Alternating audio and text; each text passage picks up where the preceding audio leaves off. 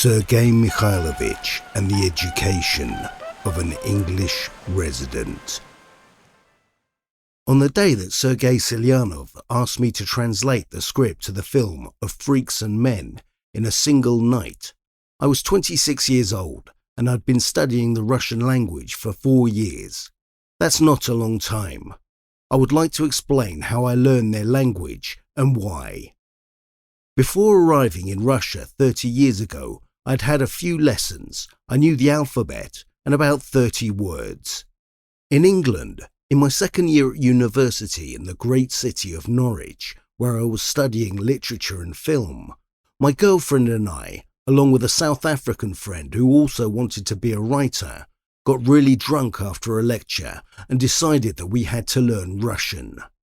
We had already read all the Russian books in the Penguin Classics series, Lermontov, Gogol, Tolstoy, Dostoevsky and Chekhov, and we would argue about who we preferred, but we were certain that Russian literature was the best. And on top of that, the Penguin books were beautiful, with historic paintings on the cover and black spines that looked very cool when grouped all together on our bookcases. From the bar, we went straight to a local school where they had evening classes teaching Russian. English and our studies at university weren't enough. In roughly the same merry condition, I found myself at my first lesson. An elderly teacher, a woman who loved the poet Pushkin, asked her new class of students, "Has anyone here actually met a Russian in person?" Of the 30 adults in the class, aged from 20 to about 70, nobody put up their hand. The teacher told us that Russians are very interesting people and that she'd once been to Leningrad, which used to be known as St. Petersburg, a beautiful city with a very large number of palaces. We were all amazed. How had she managed to get there? She explained that it was actually quite easy. Russia has a branch office in London where you can buy reasonably priced package tours, although it does work out a little bit more expensive than going to Spain. She also warned us that in Leningrad, memories of the war and the terrible siege are still very strong, so we must never speak German in the street because they might shout at us, or even worse. I went to a couple of lessons and soon put my plans to learn the Russian language on the back burner. But on the 14th of February 1991, on St. Valentine's Day, over 30 years ago, I found a letter in my pigeonhole on campus. On the card inside, there were just 6 letters, WYGOWM, and a question mark. "Will you go out with me?" I immediately pictured Levin and Kitty, the two of them sitting at a card table among all the other guests, but a long way from them. In chalk on the table's green baize, Levin is writing a confession of love. He's only using the first letter of each word, and Kitty understands what he's writing. We'd just read Anna Karenina on our European literature course with Professor George Hyde, a specialist in Nabokov. Down the corridor from the pigeonholes, on the wall, were lists of all the different courses and the students taking them. I looked down the names and surnames of the students in our class with Professor Hyde and found the initials AK, Anna Kisby. I immediately remembered her. She sat directly opposite me and was very beautiful. She had pale, white skin, beautiful eyes of an unusual blue, and she often blushed. She was as shy as I was. Anna was also about a head taller than me. She had the figure of a goddess and she had very long legs. I found her in the library, gathered up my courage and invited her out. She turned red, smiled and agreed. That night, we went to a pub on the Unthanked Road, kissed on the way home and went out until the end of university when we split up. I started working in London and Anna went to America, where she stayed for a long time. My heart and my confidence were broken. I was working not far from Fleet Street, in the legal centre of London, next to the Old Bailey and Chancery Lane. During my lunch hours, I would usually walk along the Thames from my old school by Blackfriars Bridge to to Parliament and back, thinking about what I should do. In the back pages of a London newspaper, I found a small advert, just a few lines. Courses in Russian in Russia, small groups, 3 hours a day, 5 days a week, £400 a month, £100 extra for accommodation in Russian family. Moscow, Petersburg or Voronezh. Visa invitation provided. I'd already earned that kind of money. In the law firm where I worked, I'd heard that one of the young partners had already been to Russia several times and even had some sort of business there, something to do with chemicals. They said that he was a fairly eccentric bloke and that he wore a monocle and a top hat. I bumped into him in the corridor and asked about Russia. It's interesting, you should go, he said. I asked Petersburg or Moscow. He said Petersburg, the people are nicer there. I phoned the number from the advert and started looking for a ticket. In November of 1993, my mum drove me to the airport. A few days earlier, we'd been to Brent Cross, the first and only mall in England at the time, and bought 2 big winter coats, industrial quantities of soap, shampoo, and, for some reason, talcum powder. Mum said that we didn't know, they might not have any in Russia. On the plane, I sat next to a young Russian specialist who said that he'd been in London for work, something to do with computers. I told him that I loved Russian literature and I wanted to learn the language, so I'd enrolled on a course for 6 months and I was going to study it. He wished me luck. When the plane landed, everyone took enormous coats out of the overhead lockers and started pulling them on. They put on big mittens and striking, unusual hats. We didn't have any like them in England back then. A bus drove us to a dark, quiet building. People in uniforms could be seen in the corridors, and they were also wearing enormous hats. A young man in a military uniform checked my passport and visa. He also had a thick coat on. It was chilly. Then a taxi driver in a Lada drove me down Moscow Prospect. Outside it was cold. There was a snowstorm. The street lights were weak. There was slush everywhere. The short windscreen wipers were squeaking back and forth, doing the best they could. Suddenly, through the narrow frame of the windscreen, I saw soldiers. They were waving a flag, rifles in their hands, bayonets sticking out. They were rushing forward. They'd frozen in metal around a monument sticking into the sky, a sharp, pointed column. This was the beginning of the 1990s. It was the peak of grunge. From the Lada's cassette machine, as if from down an old telephone line, there was a buzzing sound. The radio was playing Rape Me by Nirvana. The taxi driver drove me down Moscow Prospect to a Stalinist block of flats by Obvodny Canal and left me with Luda, the owner of a room in a communal apartment. Luda lived in that room with her 12-year-old daughter, Katya, and a ginger cat, Knyazik. In preparation for my arrival, they dragged a sofa into the storeroom in the kitchen and they were planning on living in there, leaving me their room with the big windows and a carpet that went all the way up one of the walls. Knyazik would climb up it right to the ceiling. They didn't speak English and I didn't speak Russian, so we communicated with gestures. I offered to swap rooms with them, but Luda and Katya refused. We agreed that we would eat together in my room, and that's how we lived, I hope as friends. In the other room in the communal apartment, there was a spiteful old woman who would either pretend that we didn't exist or would hiss at us with a burning hatred. Every day, I went on the metro to my Russian teacher Tanya's home. Tanya loaded me down with a vast quantity of rules and an even greater quantity of exceptions. I wrote out countless grammatical tables, page after page, an endless list of endings and agreements. I memorized them in about 30 days and have long since forgotten them all. We worked for 3 hours every morning, one-on-one. On the way home, at Vasiliostrovskaya metro station, I'd buy a cabbage pie, big, warm, square, delicious, and eat it in the frost among the kiosks. There are about 30 of them, a little rusting iron village with deep puddles between them.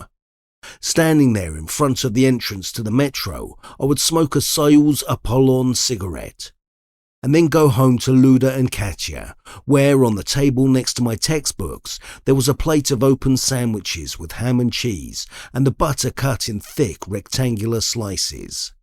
To learn the language faster, I started reading books and writing out the unfamiliar words in the margins.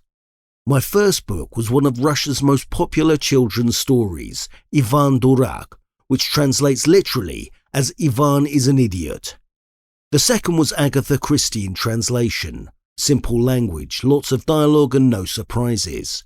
The third book was a serious work of history, a biography of Rasputin. The first pages of those books were black from my scrawlings in the margins, but by the end of the first chapter there was already some light shining through and the final pages were almost clean. I was getting there. In the evenings, I would go to gigs just like I'd done in London. I managed to get to the Leningrad Rock Club before it was shut down, to Tam Tam, the Ten, the Hill and the Hole. I also went to the original Fishka when it was on the 4th floor of the biggest squat in Leningrad, then St. Petersburg, Pushkinskaya 10. I went to gigs in abandoned, dark palaces of culture. I was at Kuryokhin's Pop Mechanica at the BKZ, and I saw Auktion at one of the local celebrations of a birthday of one of the Beatles. I can't remember which one. I studied well. At the concerts I met with other foreign students who were learning Russian, and that allowed me to compare. In the 1990s, European and American students in Russia were of the middle and upper classes. They'd studied at good schools, often private, where they taught languages well, sometimes even Russian. They'd already studied Russian for at least 2 years at university, and now they'd come to St. Petersburg for a year in order to get some practice. In a few months, I was already at their level. But that wasn't enough. In our communal apartment, we had an individual telephone line. Luda said that she'd managed to get herself allocated a line from work and that for Russia this was a big deal. Not everyone was that lucky. The telephone was on a small table in my room and through an operator I could phone my parents back in London. I'm sitting there one evening eating a sandwich and poring over my grammar tables and suddenly the phone starts ringing. "Tobe, how's Russia? It's Ian." Ian was my best friend. I'd known him since I was 10 years old. He was like an older brother to me. We used to sail together. We'd won several championships. We both had motorcycles. We wore leather jackets, black Martins and black Levi 501s with the ends rolled up. We were both nuts about music and went to pub gigs in London. I told Ian that things were really bad. There was no sunlight, even during the day. I'd seen nothing of the city yet because the whole time you're looking down so that you don't slip over on all the ice. You can't even raise your head. I'm always going backwards and forwards between lessons. I understand nothing. I don't know anyone. It's all grammar tables and oral practice on specific topics. I've been having suicidal thoughts and there are no pubs. "Tobe, don't worry. We're coming to Russia too. Come down to Moscow and work for us as a translator. You'll give me a hand. I've already agreed everything." Ian was an artist and an industrial designer. He'd studied at the Royal College of Art in London where he'd won loads of prizes. Another guy on the course, David, was in a wheelchair. I knew him too. Once we carried him in his chair all the way up to a party on the top floor. A bunch of them at RCA had created a non-government organisation, Motivation, and opened factories making wheelchairs for kids in Bangladesh and Indonesia. The idea was simple. The people from Motivation would come up with the designs and the money, but everything had to be sourced locally and all the staff had to be locals. And now they were planning on doing exactly that in Moscow.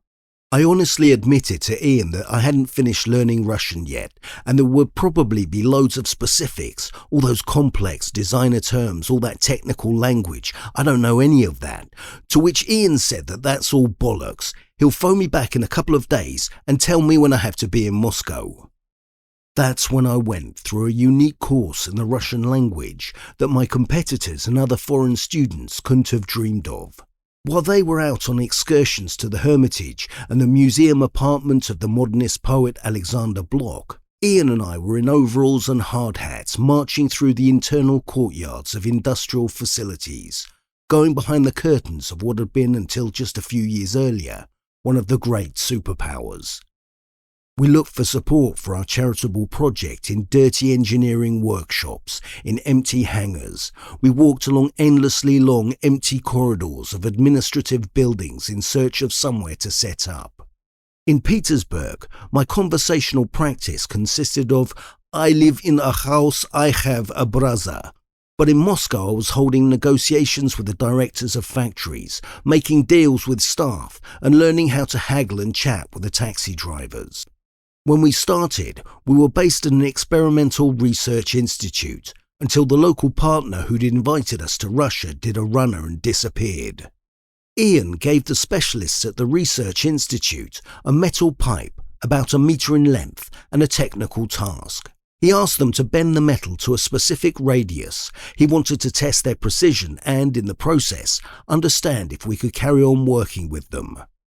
A few days later, they brought back the pipe, a bill for several $100s for the testing that had been carried out, and one sheet of A4 paper with the results, which read, "Results unsuccessful." The pipe looked like they'd stuck it on a railway line and then run a goods train over it repeatedly in different directions. I also took Ian to a children's home so that he could talk to the kids and work out what kind of wheelchair they needed. Ian, like me, was nuts about motorbikes and cars. We knew all the models and we discussed them the whole time. Ian said that when he was designing a wheelchair for kids, he wanted it to be a powerful chariot, the coolest set of wheels in the playground and out in the street. The first time we went to the children's home, I wasn't allowed to go in. We'd only been given permission for the designer and the physiotherapist, so I waited outside in the van. When Ian came back, he sat in the back of the van for a long time in silence and then started crying. He said that there was no point in making wheelchairs here. They were never going to roll round Moscow anyway. We had to immediately make chairs, a stationary design that he'd already thought up. We could make them immediately out of plywood. Then the kids would be able to sit and not just crawl around the whole time. We actually built the factory in the end, and it worked for many years. Princess Diana came especially to open it on what was her only visit to Russia. On some evenings, Ian and I would go out to drink in the new Irish pubs that were opening in Moscow, but we wouldn't go often. They were expensive places aimed at the first foreign investors to have moved in following the collapse of the Soviet Union. They sat there in suits, tubby and sweaty, surrounded by foreign currency prostitutes. Maybe it's a city myth, but there were two versions as to why, at the beginning of the 1990s in Moscow, it was the Irish that opened the first bars and shops. The first was very simple. During the Soviet era, party functionaries and diplomats would always fly to America through Shannon Airport in Ireland, and while the planes were being refueled, they'd go in the duty-free shops and bars. When the Iron Curtain fell, they already knew the people at the bars in Shannon, so they were the first to be invited to set up in Moscow. According to the other version, the KGB had been working with the IRA for years, and that's how the first capitalist enterprises appeared in Russia. I don't know anything about that. This was all just talk in pubs, and we couldn't afford to go there often anyway. We drank at home. The local kiosk was actually a little window with a grill over it in a white brick wall directly opposite the entrance to our block of flats in Shabalovka. We would get beers from there, go home, listen to music and talk. There was a funnier side to my intensive course in the Russian language with Ian. It began right from his first phone call to me in St. Petersburg. In England, Ian and I used to smoke marijuana before going to gigs, so my first thought after our conversation was that it would be really cool if I arrived in Moscow with an amazing present. I would have learned the language in 2 months and made all the necessary connections. Tobin Tomasovich is already your friend among strangers.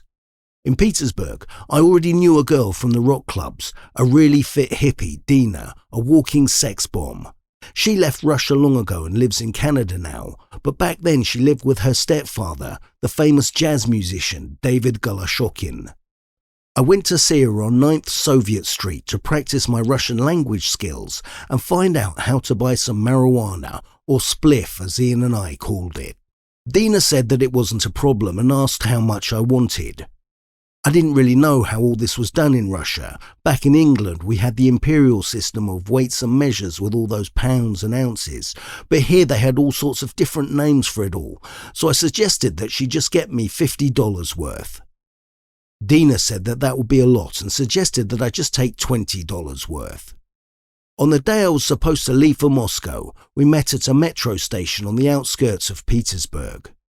We walked through dark squares and streets for a long time talking, took a ride on a tram, and finally ended up in a cramped box of an apartment, a Khrushchevka.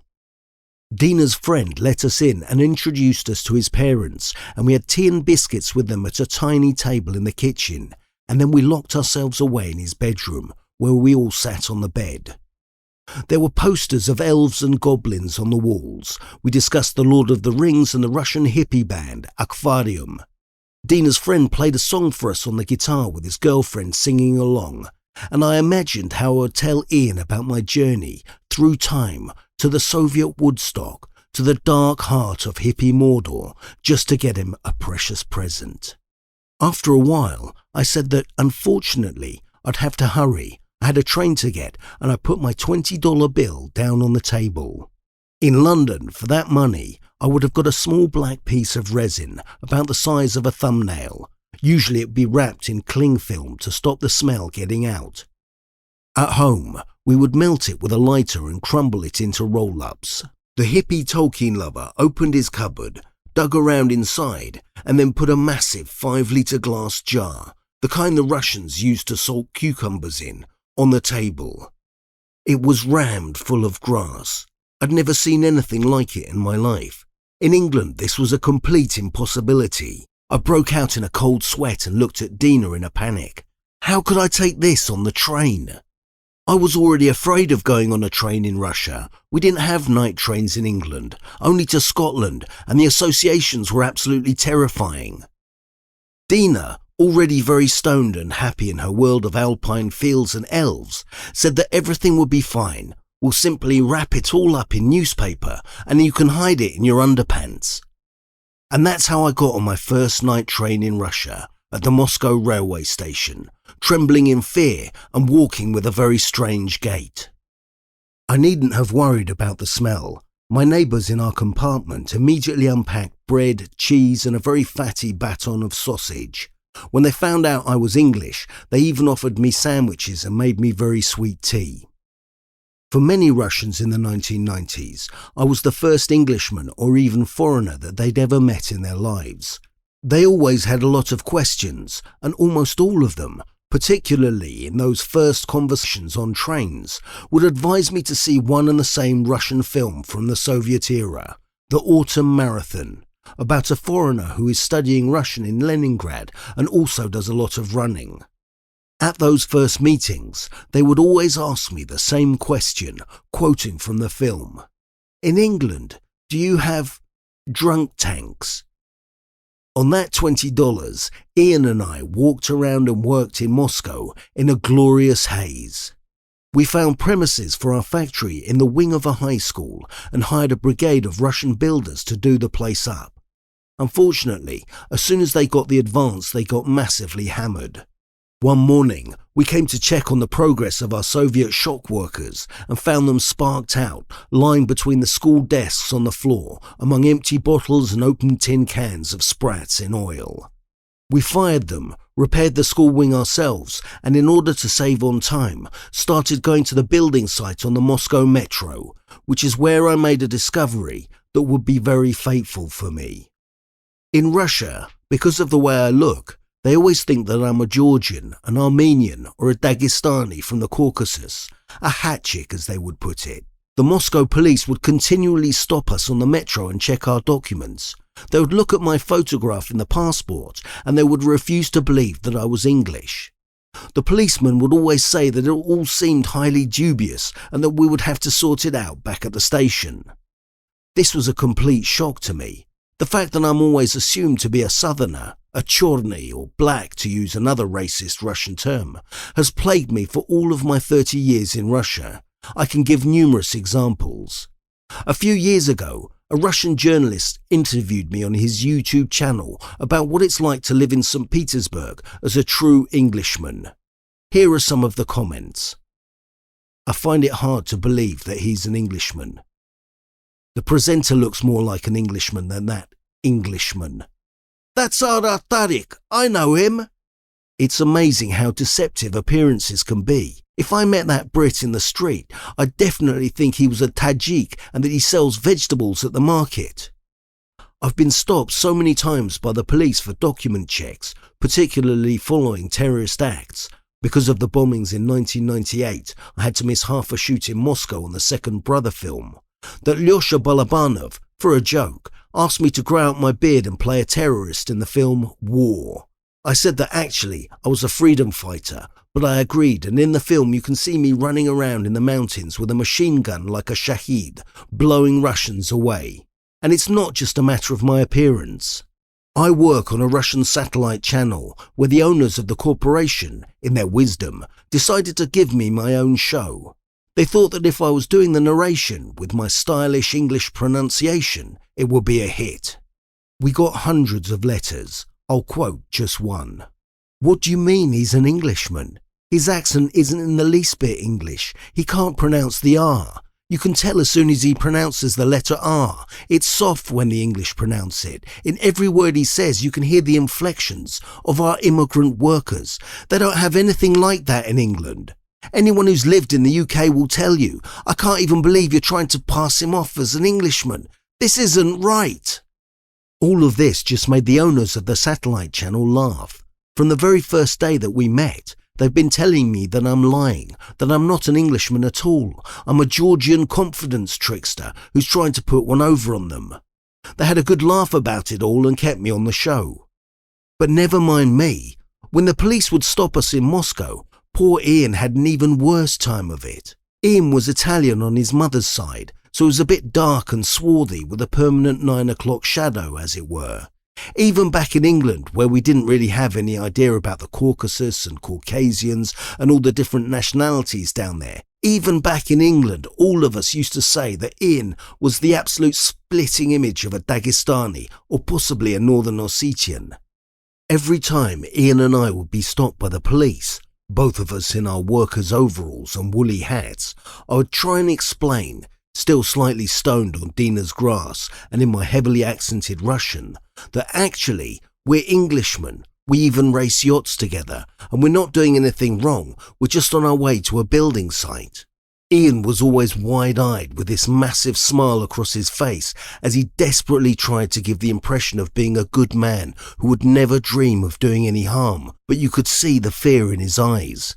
He didn't know any Russian. He'd only just come down from the mountains. He couldn't understand what the big men in uniforms were talking about. And that fear was entirely real. Ian and I had been brought up on British and American films and television shows where Russians in uniform are stopping you to check your documents the whole time.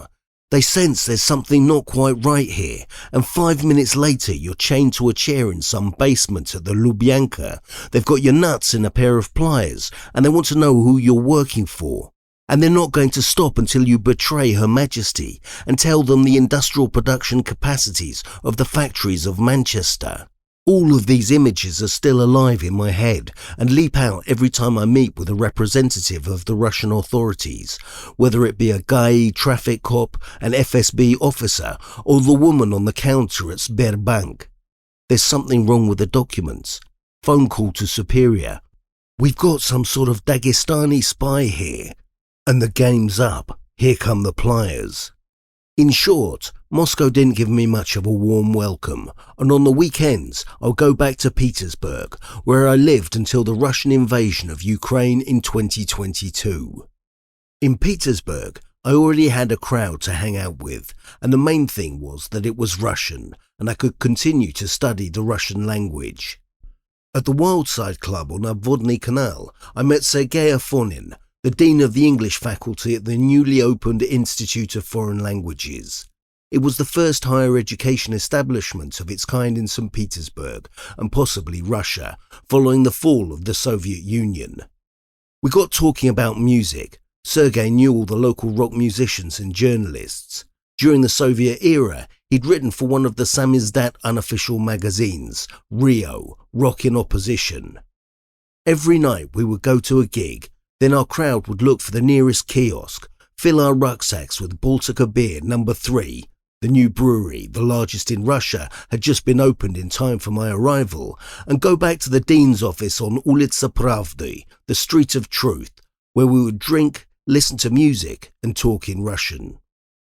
They all spoke English well, but were good enough to always speak to me in Russian, for which I'm very grateful. The dream of a Russian student, a music lover, and an alcoholic.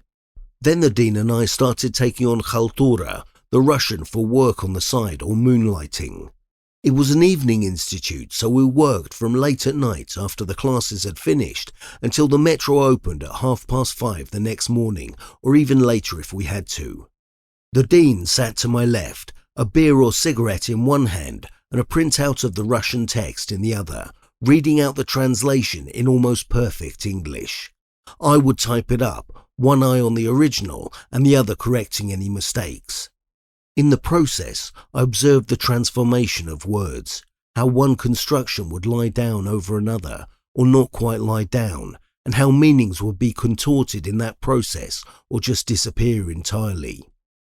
At any point, I could stop Afonin and ask him a question, which we would discuss as we walked through Petersburg at night, down empty, quiet streets under the falling snow, in search of the nearest 24-hour kiosk. Soon I started translating on my own, kilometers of text, and very fast. I worked for magazines and newspapers where I was valued because I could translate a whole issue in 1 or a maximum of 2 nights. If I didn't understand something, I could phone the author direct and ask. Back then, I translated all the leading writers of articles, books and scripts in Petersburg, so getting a phone call from Sergei Mikhailovich Selyanov was, no doubt, just a matter of time. Petersburg is a small city, and there was only one English resident, and only one with my Russian education. The first time I sat down at the table with Sergei Selyanov to talk about the translation of Of Freaks and Men, I had another very strong competitive advantage. I would never haggle with anyone, and Selyanov and I didn't even discuss how much I'd be paid. We discussed the text, which he gave me on a magnetic disc, and shook hands. The next day, Alexei Balabanov, who knew English well, accepted my translation and I began working with him. I worked with him right up until the end. Our last conversation was a few weeks before he died. Back then, I had a lot of conversations with Selyanov. Any chance I had, I would go and see him at Lenfilm, first with magnetic discs, then with flash drives, and later just on my own, but always with all sorts of questions. I was aware that I was seriously irritating him with my conversations, but he put up with it, always gave answers, and I'm very grateful to him. I found it all fascinating. What we were shooting, why, how it was done, and who it was for. And Selyanov is a very interesting man in himself. Back then, he always wore a dark jacket and dark trousers. Tall and angular with a black beard, he was the splitting image of Abraham Lincoln, but with a hyper-Russian face. At the Higher Institute of Cinematography in Moscow, his nickname had been Dostoevsky. All he was missing was a black top hat, and when the Russian director, Timur Bekmambetov, announced that he was going to adapt the book President Lincoln, Vampire Hunter in LA, I was convinced that he'd made some sort of satanic deal with Selyanov. I could very easily imagine Sergei Mikhailovich, with his characteristic irritation, driving a silver stake into the heart of a poor slave-owning vampire. He doesn't speak much, preferring to work with pauses. Terrifying, endless voids in which he leaves you in total solitude to grapple with the idiocy of what you've just said. I used to smoke a lot back then and had a hacking cough, but Selyanov had genuinely terrifying fits of coughing. There was a dragon sleeping in his lungs, and periodically it would wake up in a very bad mood. Sergei Mikhailovich would start writhing and thrashing, firing himself backwards and forwards on his wheeled office chair, gasping and hacking in a fight for life as he tried to tame the dragon.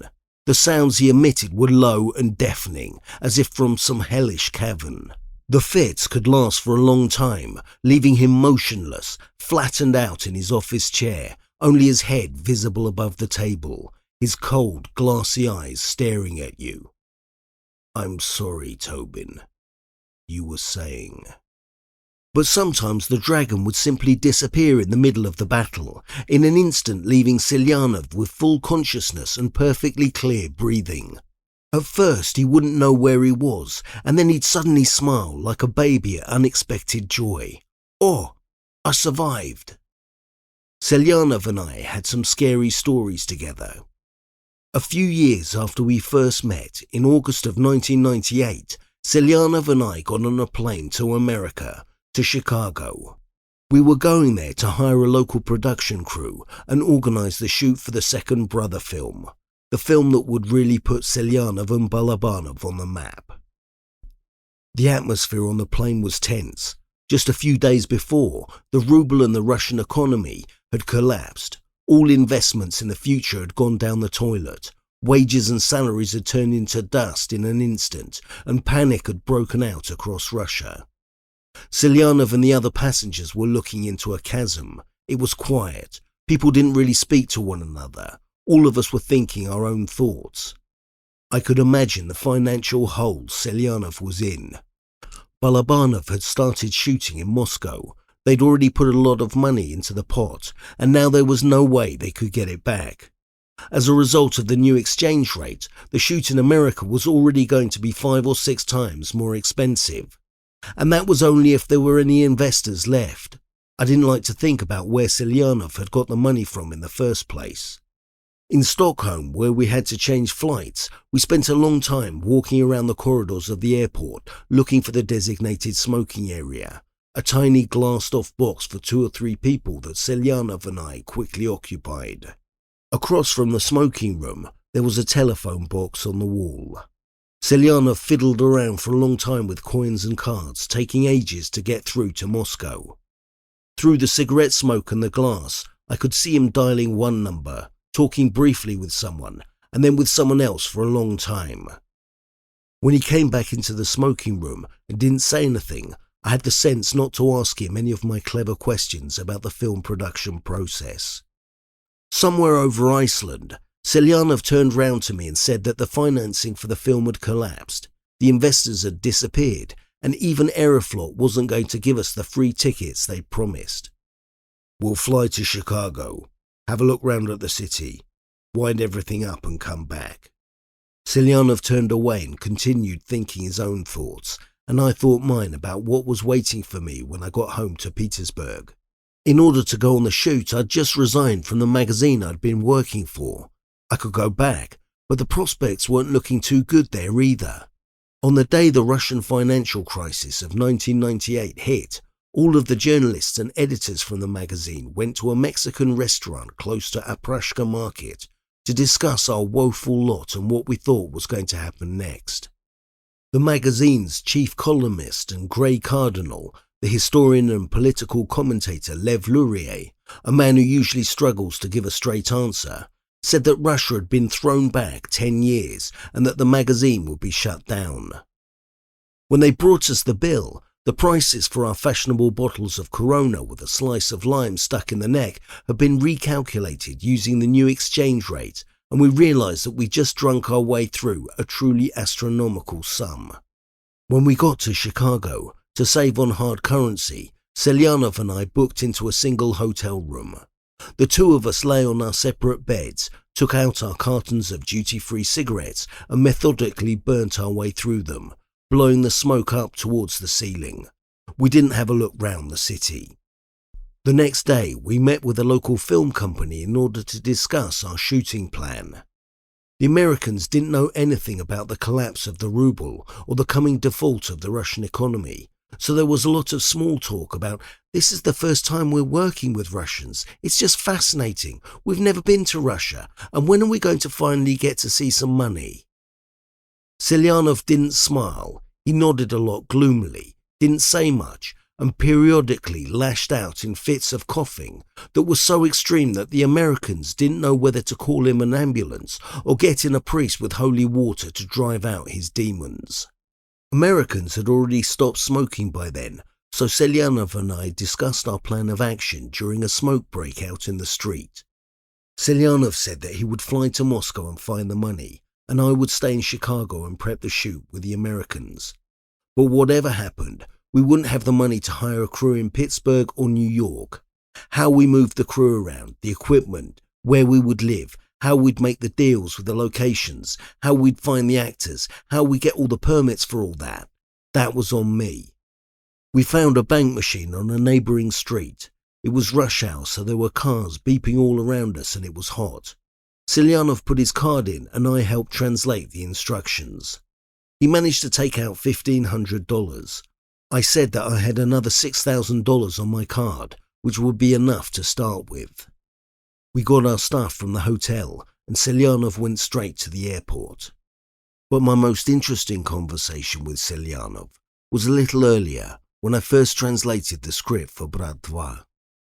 At his office at Lenfilm, I asked him, "You don't think this script is racist?" Back then I wasn't really bothered about the descriptions of the Ukrainians. I didn't know much about them and didn't really understand what was going on. For me, it was on the level of our old jokes about the Scots or the Irish or the Welsh. It just seemed like a joke. The descriptions of the blacks or Afro-Americans, as I translated it in the script, didn't worry me either. All of those images were taken from Hollywood films. What did Lyosha know about blacks in America? Usually, after I translated a script or a letter for Balabanov, I would go to his home and we would go through the text together. Lyosha was a former military translator and he knew English well. When we got to the moment where the American cop lets the Russian hero Bagrov off with the words, "Fuck them niggers," I told Balabanov that this was racist nonsense. Balabanov answered that that's just American cops for you. And taki! They're like this. I agreed, said that he was a racist all the same, and we carried on working. But with Selyanov, we discussed another issue that concerned me directly. The figure of the stoop-shouldered Jew on Brighton Beach who sells Danila a car and swindles him. Selyanov said that you had to go to Brighton Beach. It's just like Odessa. They're all like that there. You have to listen to them talk. You have to stand in the queue for cheese. Alyona, cut it for me the way you did last time. Really fine, so you can see the light through the slices, and you have to take in all that. But I still didn't like it. Paraphrasing the Russian politician Zhirinovsky, who was fending off accusations that he was a Jew, I'm a pure-blooded Englishman. My mother is English and my father is a lawyer. Putting it mildly, I have my own views on the Jewish question. I told Selyanov that it was obvious what the image of the stoop-shouldered Jew was, and there was a long pause in the conversation. Only this time I was waiting for an answer. Sergei Mikhailovich lit a cigarette and leaned back in his chair. "Well, Tobin, you see, you're not seeing it right. You have to understand, Lyosha. With Lyosha, everything is... Lyosha is...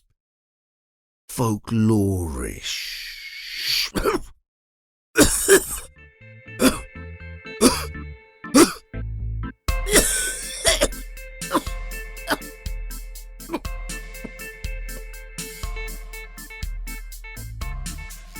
Written and read by Tobin Orba. Edited by Katya Orba. Music by Karabasi. Sound, Zhenya Pestrikov. To be continued.